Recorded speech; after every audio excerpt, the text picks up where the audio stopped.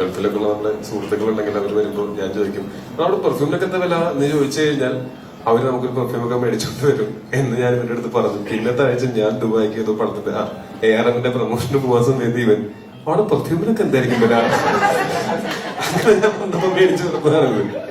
ഇങ്ങനെ നമ്മൾ എവിടെയെങ്കിലൊക്കെ പോകുന്ന സമയത്ത് അല്ല പെർഫ്യൂമോ ചോക്ലേറ്റ്സ് ഒക്കെ കൊണ്ടുവരാൻ പറയുന്ന ഒരുപാട് ഫ്രണ്ട്സ് നമുക്കും ഉണ്ടാകും.